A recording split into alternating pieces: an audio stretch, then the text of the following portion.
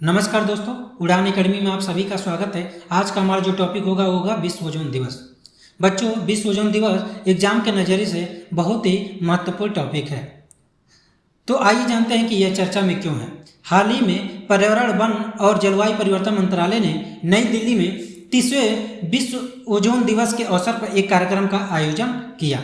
तो चलिए जानते हैं कि विश्व ओजोन दिवस होता क्या है। विश्व ओजोन दिवस प्रत्येक वर्ष 16 सितंबर को मनाया जाता है। इसे संयुक्त राष्ट्र महासभा द्वारा तैयार किया गया था, जिसका मुख्य उद्देश्य ओजोन परत के बारे में जागरूक करना और इसका संरक्षण करना है।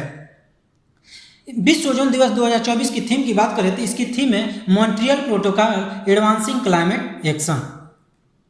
जब बात ओजोन परत के संरक्षण की हो ही रही है तो अब आपके अंदर जिज्ञासा उठेगी कि भाई ओजोन परत होता क्या है। तो चलिए जानते हैं कि ओजोन परत क्या होता है। ओजोन परत पृथ्वी के वायुमंडल की एक परत है जिसमें मुख्य रूप से ओजोन गैस की मात्रा होती है।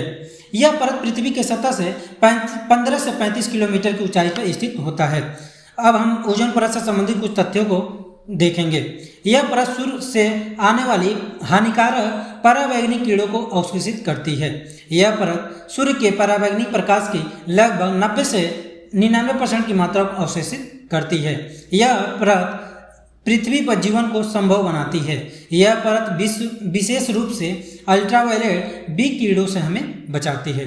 अल्ट्रावायलेट बी किरणें के लंबे समय तक संपर्क में रहने से मनुष्यों को या किसी भी जीव प्राणी को त्वचा कैंसर, आनुवंशिक विकार, प्रतिरक्षा प्रणाली जैसे प्रभाव पड़ते हैं।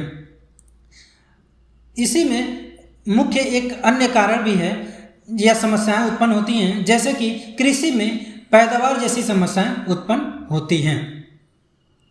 अब बात करें ओजोन परत को नुकसान पहुंचाने वाली गैसों के बारे में, तो पहला गैस है क्लोरोफ्लोरोकार्बन। यह रेफ्रिजरेटर, एयर कंडीशनर और एरोसोल स्प्रे में इस्तेमाल होने वाली यह गैस ओजोन परत को नुकसान पहुंचाती है। दूसरा गैस है हाइड्रोक्लोरोफ्लोरोकार्बन। इसे R22 के नाम से भी जाना जाता है। तीसरा मुख्य गैस है मिथाइल ब्रोमाइड। मिथाइल ब्रोमाइड का उपयोग कृषि, खरपतवारों, कीटों और कवकों जैसे कीटों को नियंत्रण करने के लिए धूम्रक के रूप में प्रयोग किया जाता है। तो चलिए अब बात करते हैं मॉन्ट्रियल प्रोटोकॉल की। अगर आपने ध्यान दिया होगा तो इस शब्द का उपयोग वर्ल्ड ओजोन डे 2024 के थीम में भी यूज किया गया है।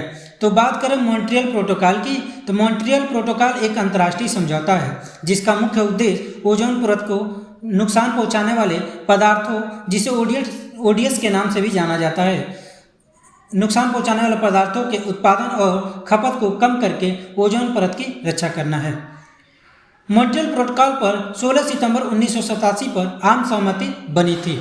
यह 1 जनवरी 1989 को लागू किया गया था। भारत ने 1992 में मॉन्ट्रियल प्रोटोकॉल पर हस्ताक्षर किए थे।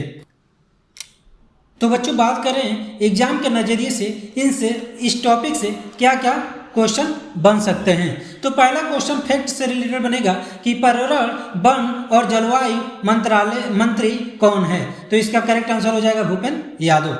फिर नेक्स्ट क्वेश्चन बन सकता है विश्व ओजोन दिवस किस डेट में को मनाया जाता है। तो इसका आंसर हो जाएगा 16 सितंबर। अगर मान लीजिए यही क्वेश्चन पूछ लिया जाए कि किसके द्वारा विश्व ओजोन दिवस किसके द्वारा तैयार किया गया था या किसके द्वारा यह शब्द गढ़ा गया था, तो इसका आंसर हो जाएगा संयुक्त राष्ट्र महासभा द्वारा। इसका मुख्य उद्देश्य से पूछ ले तो ओजोन परत के बारे में जागरूक करना। वहीं नेक्स्ट क्वेश्चन बन सकता है विश्व ओजोन दिवस 2024 की थीम क्या है। तो इसका आंसर हो जाएगा Montreal protocol advancing climate actions. Next question बन सकता है कि हानिकारक पराबैंगनी किरणों को कौन अवशोषित करता है। तो ऑप्शन हो जाएगा, इसका आंसर हो जाएगा ओजोन परत।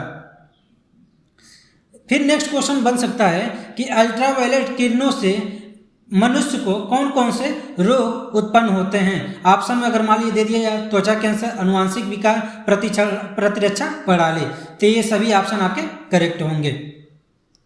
नेक्स्ट क्वेश्चन बन सकता है इससे ओजोन परत को नुकसान पहुंचाने वाली कौन कौन गैसें हैं। ऑप्शन अगर मान लीजिए दे दिया क्लोरोफ्लोरोकार्बन, दूसरा हाइड्रोक्लोरोफ्लोरोकार्बन, तीसरा मिथाइल ब्रोमाइड, चौथा ऑप्शन दे दीजिए उपयुक्त सभी। तो इसका जो करेक्ट आंसर होगा उपयुक्त सभी।